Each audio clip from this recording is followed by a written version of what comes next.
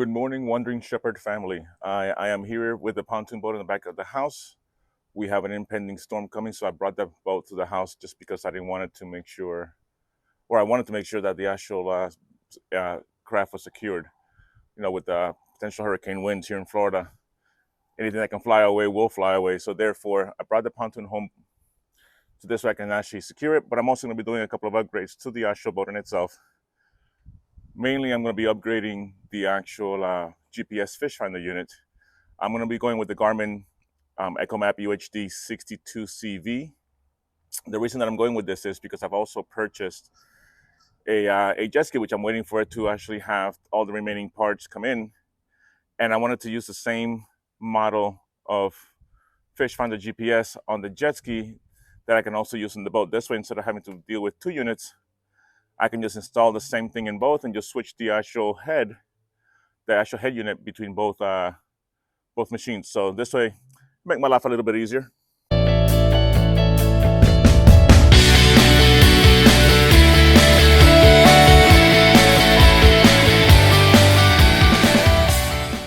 Now this pontoon boat happens to be a 2001 Low Trinidad 224. So it has a very, very old Garmin GPS 441S unit. And I just finished rehabbing the entire boat. I obtained this boat about 2.5, 3 years ago. And I've been completely remodeling it, redecking it. New furniture, which right now is a little dirty because it was raining last night. And I didn't have the covers on it.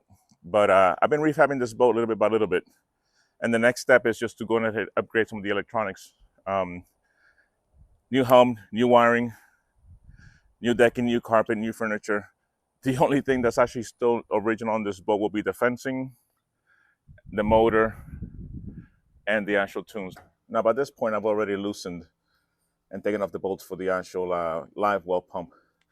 So that's to the side. This is the actual transducer of the current GPS unit. As you can tell right there, there's a lot of rust on those bolts, which actually mount on to the actual back of the pontoon.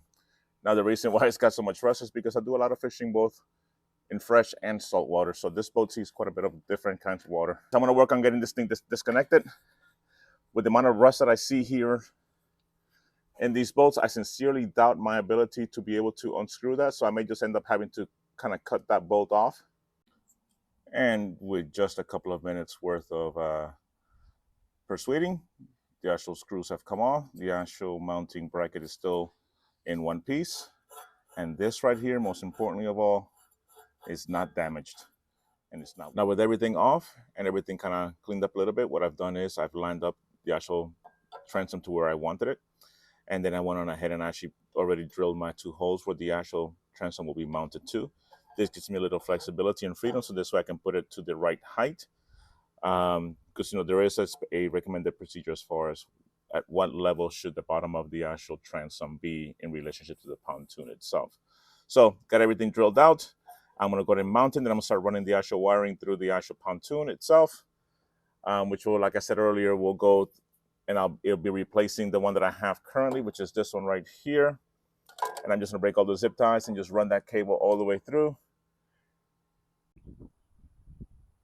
Now, I went on ahead and I took the actual current Garmin mounting stuff off of it already.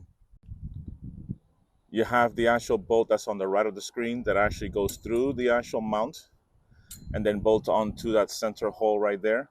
These 3 screws that you have right there are the actual screws you see there, and the hole there to the left is where all the cables are coming through.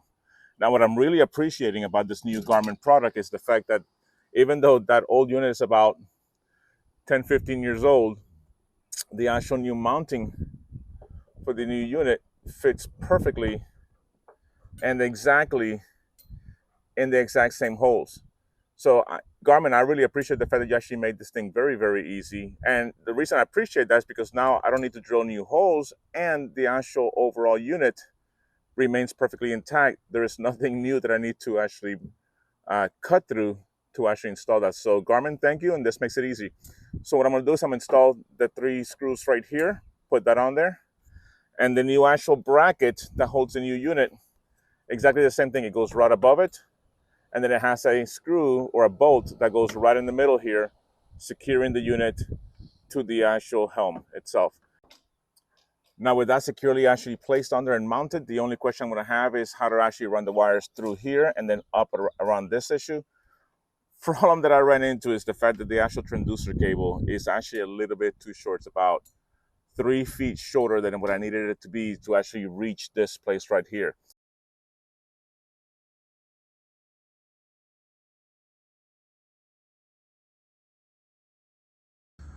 Now this is the actual transducer cable, it's a 4-pin. And this is the actual extension. The extension comes with, of course, with an end just like this one. It's a male end, just like this one. And it comes with a female end, which this one plugs into this one, therefore extending it.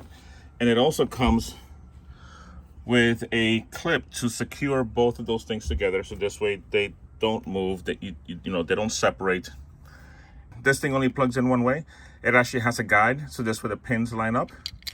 This will then secure itself around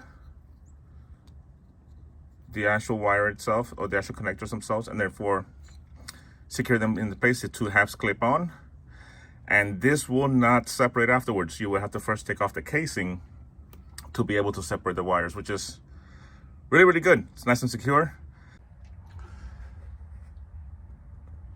This is the electrical panel with the actual wires now actually plugged into the ground, and the positive to the actual switch that I have here, which you control to the switches up there. She should be ready to go. Matter of turning on the battery, turning on the switch and installing the unit and firing her up. With the actual Garmin unit installed, I took off the actual faceplate, which covers, and for this plate, all you're doing is you grab it by these 2 little grips right here and you just slide it back and it pops right off. What I'm gonna do now is actually just install the cables. Now, I like the fact that they're color-coded because you have a black one, which is the one that I just did for the transducer with the extension, and the power cable comes in red, making it very, very easy to actually tell what is what. Once you take the actual face cover off, you'll notice that these things are actually labeled. And you have power, you have the N2K, then you have the XDR, or the transducer, which is what that abbreviation stands for. So all you gotta do is plug these things in. Now you'll notice that they have a flat end and a groove right here that is set up to actually mirror what's here. If you'll notice, you have the flat edge right here. So align the flat edge, insert the cable, push it till it's nice and snug in, and that takes care of that. We'll repeat the same thing now with the actual power cable, which also has the same flat edge on one side and the actual notch on the opposite end. Notice that the notch on this one is on the top, whereas where the transducer cable was on the side, this one you can't really, even if it wasn't color coded, you can't really mix these things up because the actual notches are in different places. You'll notice that the N2K has 2 notches to separate it from both other cables. So pretty straightforward, pretty ingenious, almost foolproof.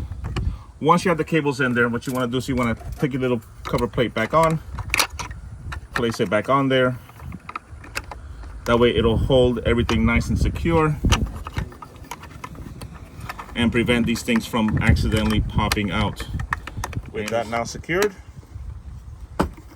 this will actually not go anywhere. You can't actually pull these things out. They're nice and held securely. You can twist this back up again